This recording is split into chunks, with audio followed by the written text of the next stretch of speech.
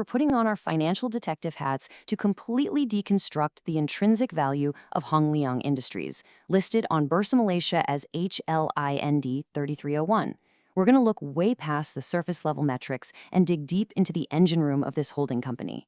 From their dominant motorcycle operations and struggling tile business, all the way to this absolutely massive cash vault they're sitting on, we're going to unpack every single moving part before we synthesize it all in our valuation lab.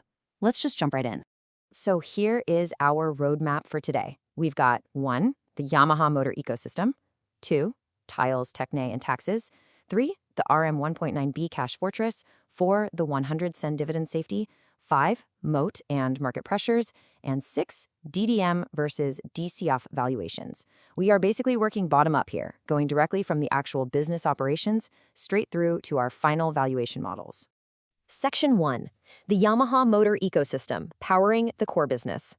We've got to start on the ground floor with HLN's primary profit engine, which is their dominant position in the motorcycle market through Leong Yamaha Motor, or HLYM. Now take a look at the actual, tangible products moving the needle here. This segment is for sure the heavyweight champion of their earnings profile. Even with broader market headwinds, HLIND has been posting higher pre-tax profits, and that's really due to a strategically improved sales mix. They are moving more of these premium, higher margin models like the Yamaha X-Max you see here. When you combine the pricing power of premium models like this with lower raw material costs, thanks to some favorable foreign exchange movements, you get a highly resilient profit engine that literally defies regional slowdowns. But selling the bike is really just step 1. What truly builds their economic moat is customer lock-in. Through their 1C5S initiative, which stands for Customer, Sales, Service, Spare Parts, Safety, and Society, they have systematically rolled out 190 Yamaha quality service centers across Malaysia. And they recently added 16 new strategic locations across states like Selangor, Terengganu, Kelantan, and Johor. This isn't just about good customer service, right? It's about securing high-margin recurring revenue through spare parts and maintenance long after that initial sale is made. It creates this phenomenal financial flywheel. Section 2, tiles, techne, and taxes, evaluating capital allocation and operational hurdles. A truly objective financial analysis doesn't just celebrate the wins, it rigorously examines the losses and capital allocation decisions. So let's look at the hiccups. This timeline charts a pretty major operational hurdle. Basically, a 28 million ringgit sales tax provision imposed by the Royal Malaysian Customs Department. After this multi-year legal ping-pong match over CKD or completely knocked down part exemptions for motorcycles 250cc and below, the federal court ultimately ruled in favor of customs. Now, absorbing a 28 million hit to the bottom line is definitely painful, but as analysts, we need to recognize this as a one-off historical provision rather than some structural flaw in their forward-looking business model. It's effectively a clean slate moving forward. Then we have the Techne venture. This was a foray into automotive components launched around early 2024. Management objectively looked at it, identified severe market fragmentation and incredibly slow penetration rates, and well, instead of falling victim to the sunk cost fallacy, they ruthlessly cut the cord. They pulled the plug after a roughly 4 million ringgit initial investment. Discontinuing that brand shielded them from a long cash burn cycle, which is honestly a hallmark of disciplined, shareholder-friendly capital allocation. It protects the broader balance sheet from unnecessary bleeding. Section 3, the RM 1.9B cash fortress, deconstructing the balance sheet. Having examined those operational realities, it is time to look under the hood at HLIND's massive balance sheet strength. This is where the story gets incredibly compelling. I want to let that number really sink in for a second. RM 595, that represents the exact net cash per share. HLN is sitting on a staggering 1.89 billion ringgit net cash vault. When you divide that massive liquidity pool by their 318 million outstanding basic shares, you realize that for every single share you analyze at the current market price, nearly 6 ringgit of it is backed entirely by pure net cash. That provides a massive floor to the share price and just incredible downside protection. In this snapshot, extracted straight from their financials, proves this isn't some accounting fiction or trapped capital. We are looking at hundreds of millions in deposits placed with licensed banks and short-term investments with maturities of more than 3 months. In a high interest rate environment, this literal war chest generates its own significant yield, all while providing immense defensive stability against any macroeconomic shocks. Section 4, the 100 sen dividend safety, returning capital to shareholders.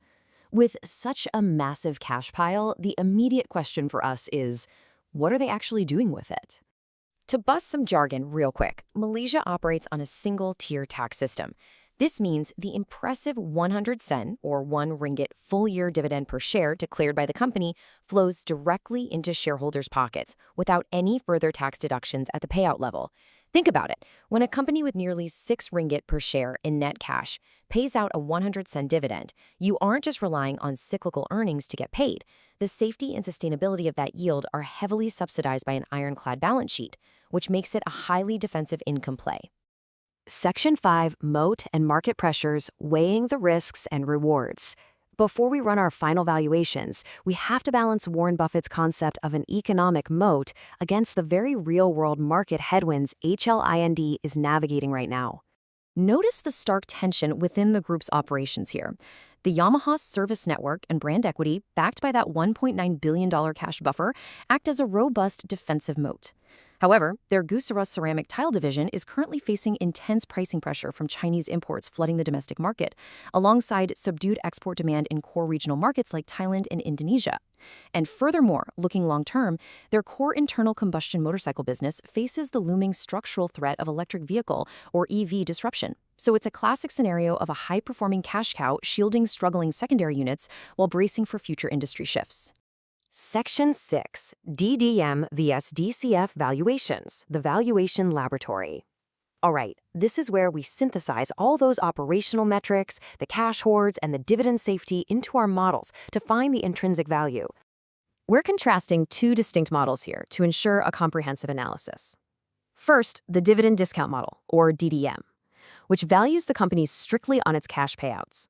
We project that 100 sen dividend forward using Malaysia's baseline GDP growth of 2.5% to 3.5%. We balance that with a discounted cash flow model based on their baseline free cash flow of RM 1.65 per share. Now, the absolutely crucial step here, we do a net cash adjusted DCF.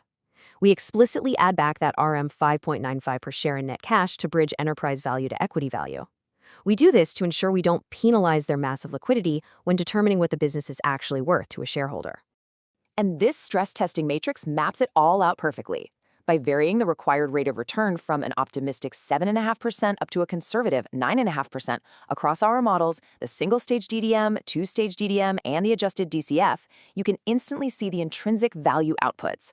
This allows you to directly compare these calculated values against the baseline current share price of RM $18, giving you a crystal-clear mathematical view of the potential margin of safety under any scenario. So we leave you with the ultimate question. You've seen the data, the Yamaha ecosystem dominance, the swift disciplined exit from TechGen, the 28 million tax hurdle being cleared, the Gusara tile business pressures, the looming EV disruption, and of course, the sheer gravity of a 1.9 billion net cash vault backing a tax-free dividend. At a current price of RM $18 per share, does this cash fortress offer a wide enough margin of safety to offset the looming market pressures for your portfolio? Well, that is for you to decide. Keep digging into the numbers, and thanks for joining us for this explainer.